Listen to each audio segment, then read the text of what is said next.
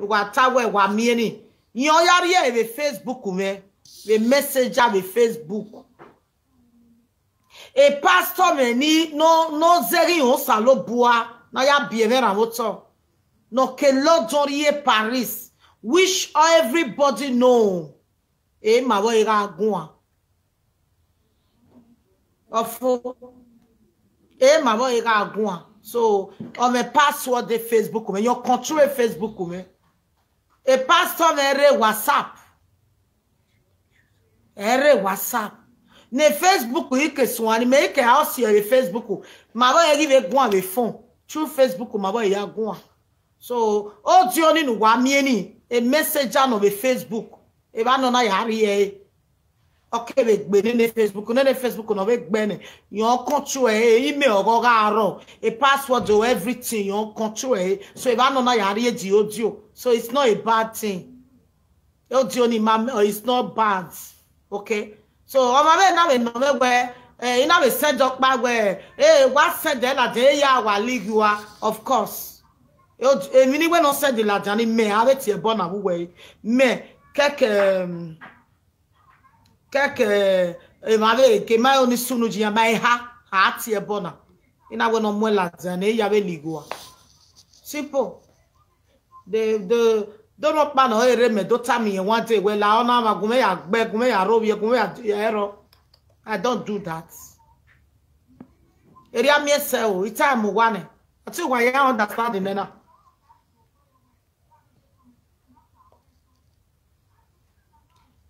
Yes, but then Mawane, imati pastor in Nigeria. Egani mabe pastor me ya agwani London, from London to Paris. Or ya every week, more than 14 years in Anokere.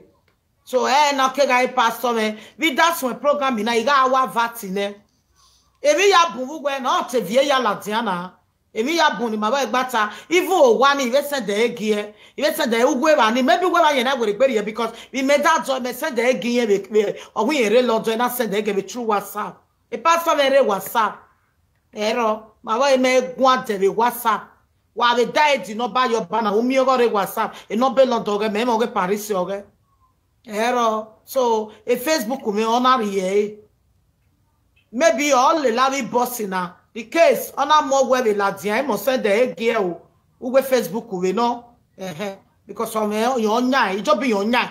Email or a password is self email mia. Every day I know where you here. We must have a change of phone. If you now, if it's here where you me, why is my own? He set it to him. I always send the every woman. It just be your lawyer, your control me.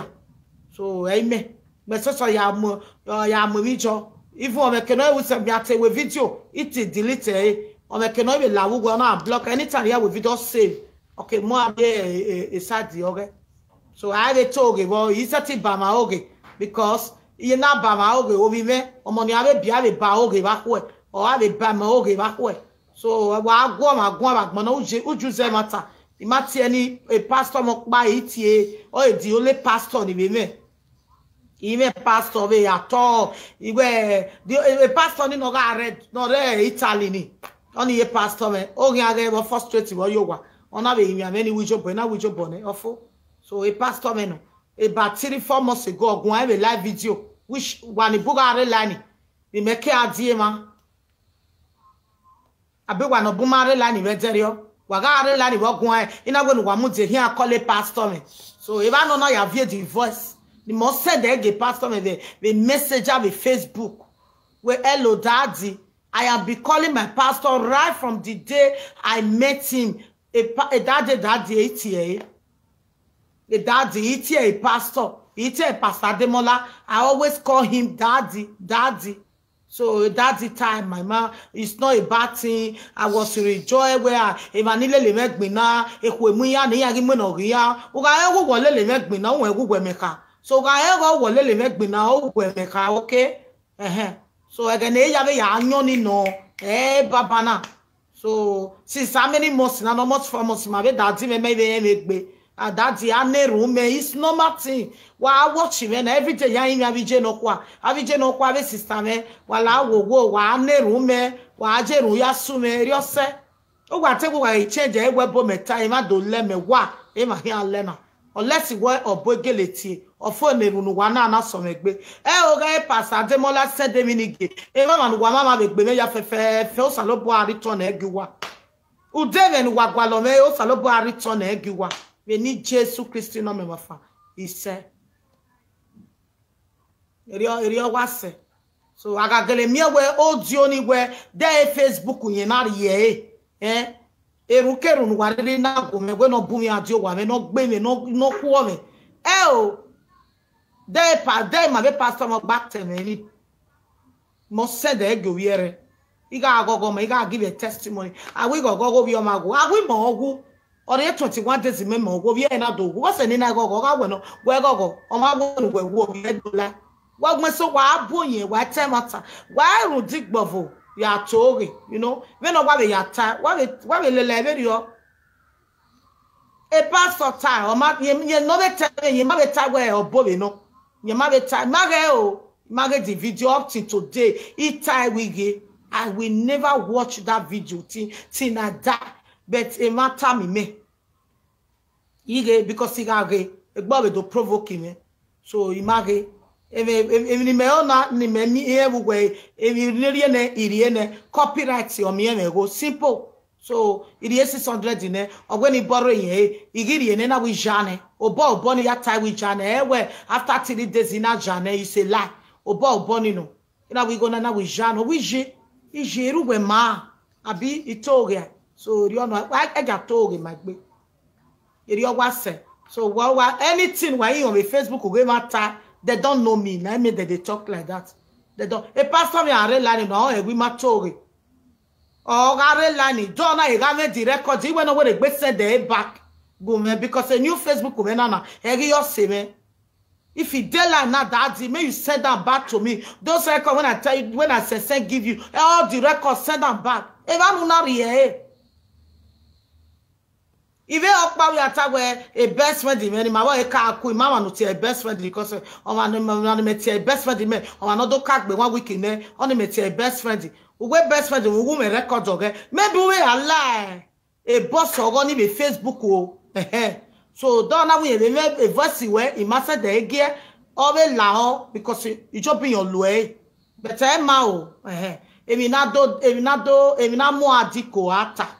Ekinu no Tony. Ya tawe oma betima onigwa isie mi ya yobo salobo abo because women rights no ya re private boss me ya video women rights adobo me wo egeni na Facebook no wo kieme e boy na no sinwa be Paris yo kieme isike wene anado stop Facebook is in my no ya easy but to saloba no rekete oboye una do mieme una do happy me open e ba no ya like be me Vani life me ke aro wobo na vie code we vie mi ya jo me right wa ya like boss Facebook me yari e o ti oni ni send the pastor me me right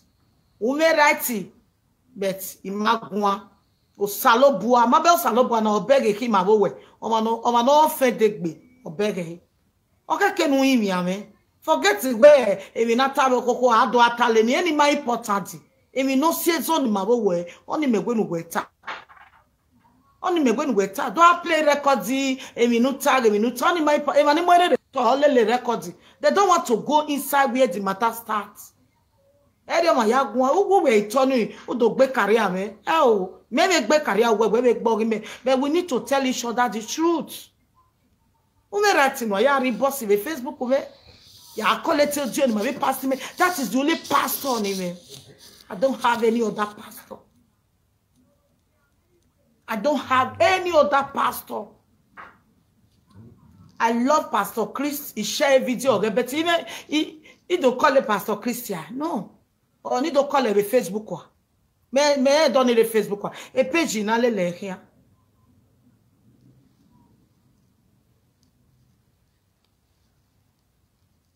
Emma, Oma, tell me, we right. We have a message. We are surprised when we are me. Oh, one message they get past me. When I'm a view, you one way. Anybody know no girl why matter. He want to pastor because 4 months in a mate. He want me daddy lawo daddy. I mean, me and said the go. We send the social Facebook. No girl beg. the date every time. No, when you have your again, no wagele on not matter.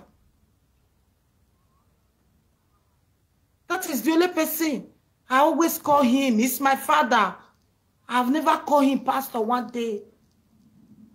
This guy pastor. I never see your type. Oh. This guy pastor. In one I swear never get not pay. It's my pastor. Right here. So what is concern only concern them in the matter? You just want to tell them, say, you're a Christian. I'm a quality Christian. Original Christian, I be. Wish you know. Wish you know. This salt and water, I have told you several times to use it. Even the anointing oil. Imatama we no do I. Itama wabi matama. I don't ever discuss any evil thing where my way but discuss anything evil. No. What if me verse pastor me la den we? E pastor me re WhatsApp. Why ya mi o? Adevani me drop e. I ma say de ege o ma ropa. Abi o be giawo well like a message I get pastor me so agun no. One more one ya ijobo one ya o toto we meje. What is the name? What is the meaning of those things? How do you do that? Narena mate narena. Ute narena. Wa emini jore tana geno ematabo geno eo gebo be yano ya dere be yano ma ya dere emi ya ifoboto emi ya ifo agui we wa doje no do mu mi no ma no you don't know me osie uga eme wa e wo bono ya gbebo aya gbe mi aya gbe mi o wa ninu mu ladian I do I change Igo ni ya do yourself we ma be won ma ro pa ma won Emma o mata ma me go ategun me do wa we are need ina need to to anything ni tama we o tama me na so I will very you wrong me I claim me right o wrong me when we ni mo ba when we no see so ni ma bo we forget woman odio ohun am odio I don't care ohun am odio I don't care Ojo no me we maybe we mo marry maybe ma go we marry reply we say oh not ba all this I don't care. Oga ojo go wa no kwa wa be mo re we maybe we mo we ya blame. Ebe me. So far mama zi o dan daba. Imagwa lo ogu imagwa lo ojeme.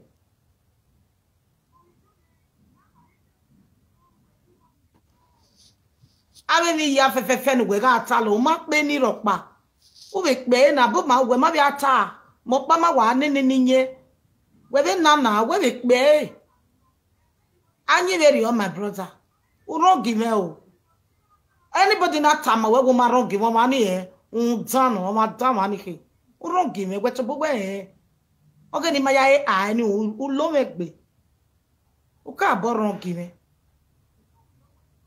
But you go here where ne, you forget. You don't give me a copyright. I pay. Well, me go. So all those things I to wrong give me very. You gonna pay me? Where I pay a YouTube collect here. I pay a go I pay YouTube we collect the money. In a way, are we going na hina? I bear with time on your says on in my way. So you have to say the truth. If not just suppose no what I will jury. Came not really soon. What forget? Or soon no soon ne. Iga ma da. You go no do borrow me. Ni ija no e. Iwi me.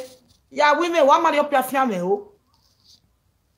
Just because of where a boy now dey nice. No matter what.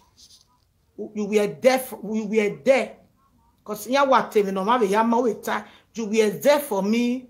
During the time of nyama, we think ute matter. Jore no matter waiting e matter ga no or again ya me we go be copyright ni ti wa need go ya no we uri me o se ni nata ina me we very simple. You know me, I'm not a staging person. Utemata. I got that time where he just not my job. No, you know, say my prayer point not be fake. It can me more. A prayer point me more. Where me ma where me bata we fake, you know. Me ma bata we when we read on a yagbama wa. Even no ba me tabu we. All those way a ninyo ma atono na any yemi rockba. Any yemi rockba. Ile gui what time we jore. It mogele gele offend you we. Beginning makama we wa asame. Ibere wu mi go ne awomena woji go we. Eri ogwa se. O mwezofua. We jegani ma we ya be akuwere. Jegani be ya happy we. No matter what, no matter where he ma pay we no go ga pay me. It's simple. Simple. The case of tomorrow. Adobomegi yegi yegbe me. Won ijo salubaja imi awe. Ejo oge ya gwo ma gwezo. Uga nya em na o ma nya hwe. Ume right ye kinunu doni. We no say ni na wa nwa, Ive yari me buy me so yeke. Because when he meje he wa me ameke na me na gbe me fo. Ido jere kene, do me ameke no vena ka me ameke na me no. We yari me buy igwe bi nu pe e ma important. Ite we to wa afọ je we me na ka ma we bia block ma be port no fi a o. Oni me ti ake. So ido ge mi nu we pe is real. Mo send the pastor me be through Facebook me. No ga control me. So what say? You need to tell me, say you're sorry. Then I okay, mommy knew who was there yet me mommy oh where.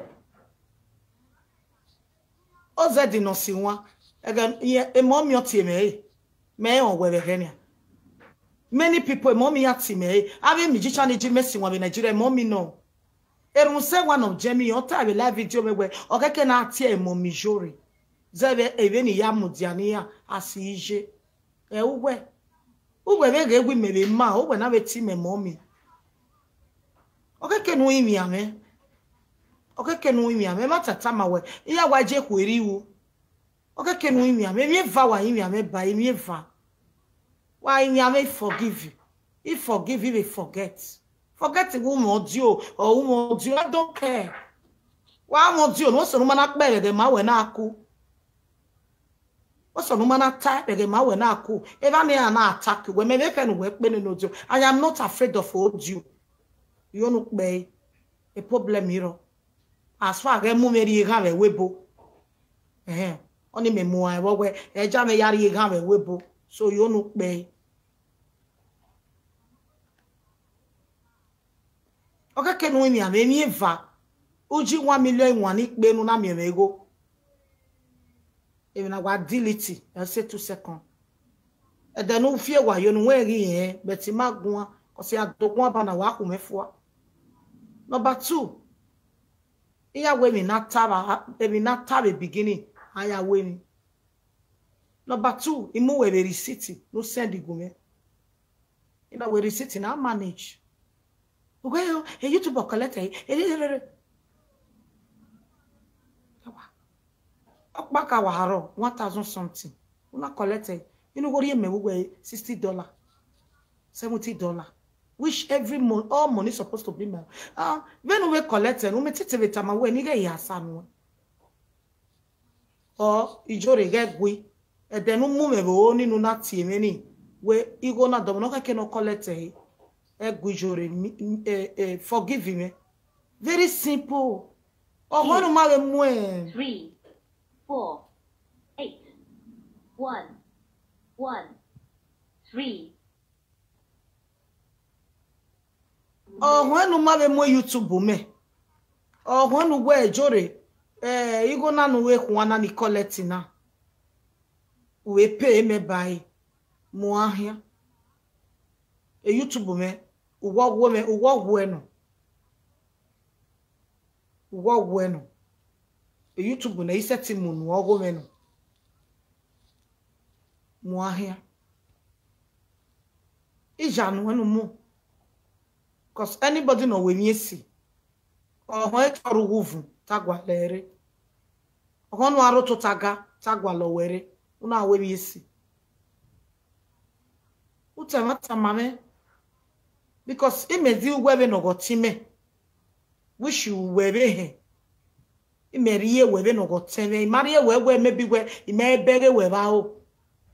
It may tag where mega seko where the first person you come here as a brother. Because it can rie ore. Ima oni mwema no je no wume o gagbe. Because a relationship in my wagano or got this way. No one day any presenter talent where my own work away any contract, any business, nobody. Because when you may not tell over you. Okay, can we me? Not be by playing audio, ya collect audio, WhatsApp, a Facebook email. When I are a audio, ni me send the past email. And when we passed on the London, we don't any ya no we message ni. What's no na talk? What's here? What's here? When he met like you was, they might like you. He just 600,000 way. I bet you will already make point. Where he my point? Just the way a lack of school or for a school not planning my journal. And the way we need trade video. Okay, we mammy we can open so Baba never catch up on it. So man time at magmo. Well, now I forget me yana. No need na ya explain. Even if you time matano. All copyright in need you go. Just if you go be jore na jamais. You just go make you what 200,000 na be jamais. Utemata ezo wafo.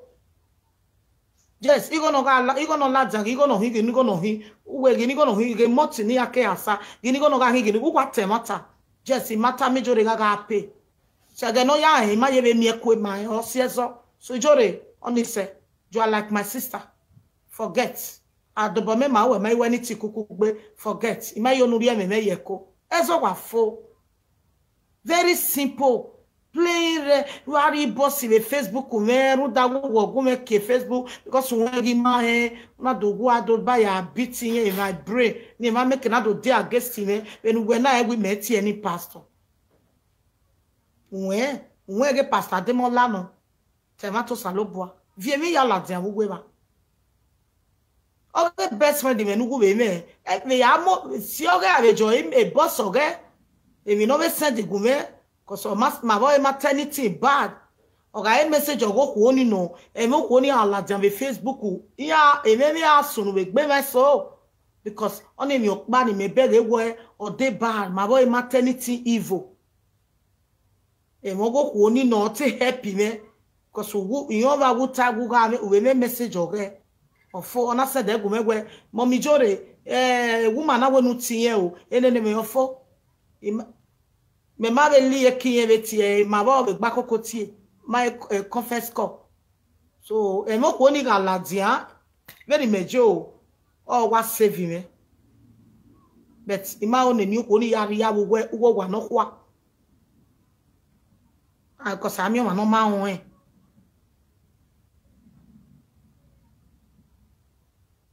so okay ke nu imi ame e ma tata ma we kake no imi ame ikata me na ma we beginning na we gimi na nimi na no to na akumele ka gwa we gemi ina buwa ade o ko pana lele na atama na we imi ame una mu roto o kake no imi ame ni ye gui utemata unwe be ko we gugo offend me e ba ye record ya cover o temato salobua no jima wo we temata wo offend me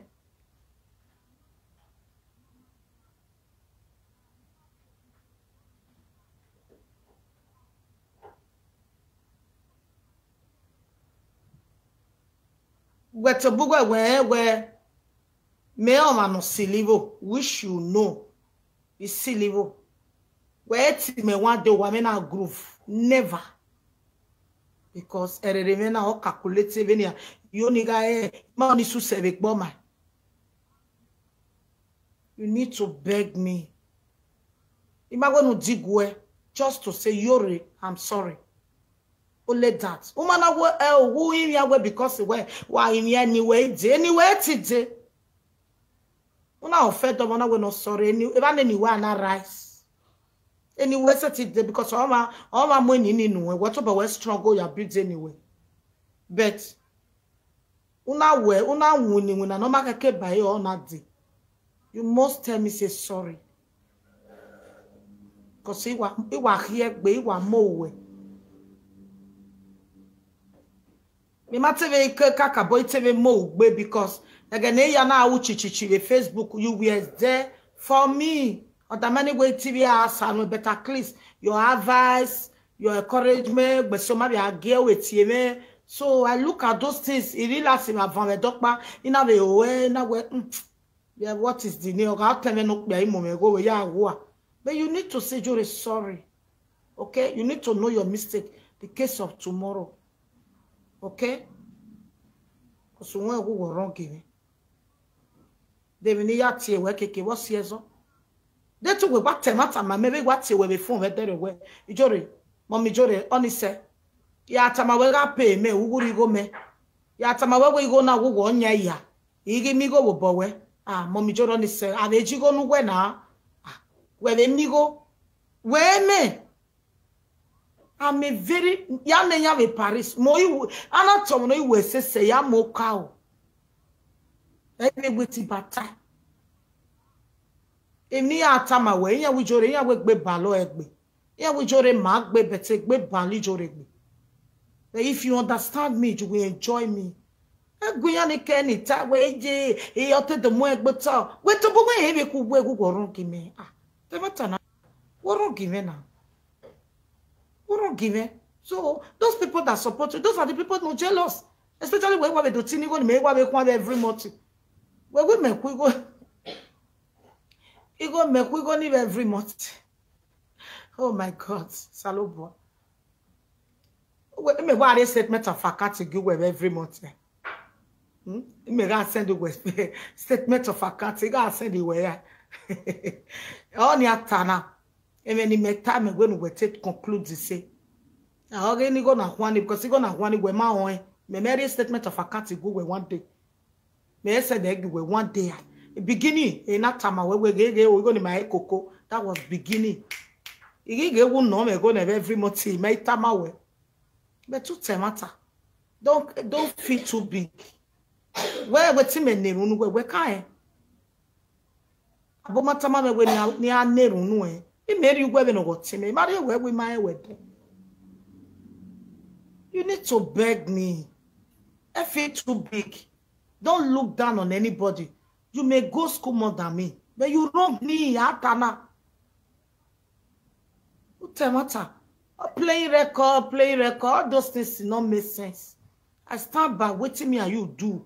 Only no important. A business in my uko simple. Sorry now, it will make you to progress. But when you don't say sorry, it's for you. Only my come a bet in the room.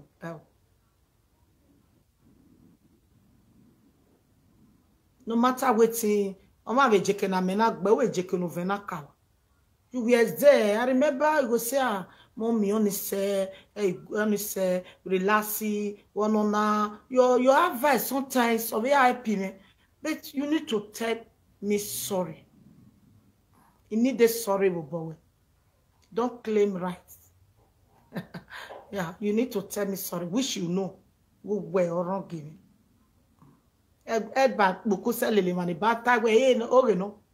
Those people, they are jealous. Wish you were here. Every time you time, mommy, when mommy Jory worry on top. Worry on top. What time, mommy, now he told you. Mommy Jory worry on top. I wish it's true. But to go eh? Oh, one in the West send the rainy. With that, though, one in my send the egg. The man like you where you send the egg. He said that when we send the egg, pastor, and we have here records. Then can 20 house JV Okpa. Imagine the way Gioni na. Imagine don't it go. Don't me one more give we are 1 million every month. So me no say me got 10 million Okpa we. 20 house. Better house. Where quack house. Quality.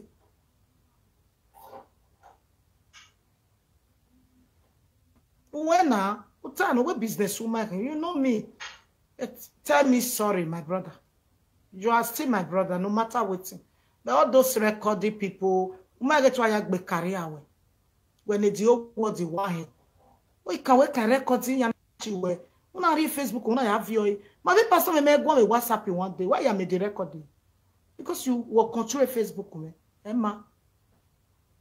Tamame, sorry. You can inbox me. You get my number up to do. You even no ban. You get my private number. You can call me. Me record. That all damn where una wa do tama go we na we man record o me that thing yai. Here we just go say but I want to advise you. O me man record am making ya human be. Am making ya man ready ya backing ya man name vision o man name destination yari. Una wa do tama go we record. O me get my go we mo to me do amoa. E man record agun ya gun abi a relax ya gun ya gun. Akate me nata. But what we do de baya. There were no reboots anyway.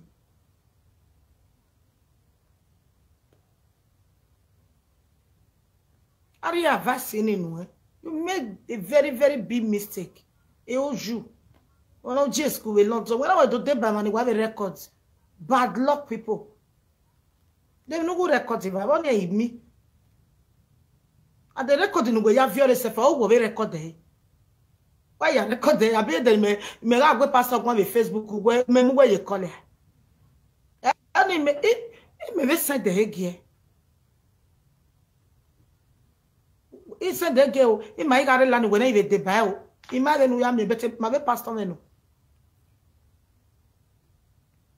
Pastor in Nigeria, even Nigeria pastor, God forbid. Don't tell me sorry. Don't tell me sorry. Okay? You need a sorry wobo. Don't feel proud. Okay? Or where omego or jugunya or dafe. Or omego ajigonya or dafe. We niyaha. You are my brother. Until manite wa wemo wano. You know. Ogo TV ebobe wa TV mu. Ogo tu bebe ebobe ya ti we mu. Ana wana iti egbo pa na eje we ya na ya wegwe wo se. Ogbe career ima wo. What temata. Cause keni ma we teri e ti relationship oge na filo kwa baba na.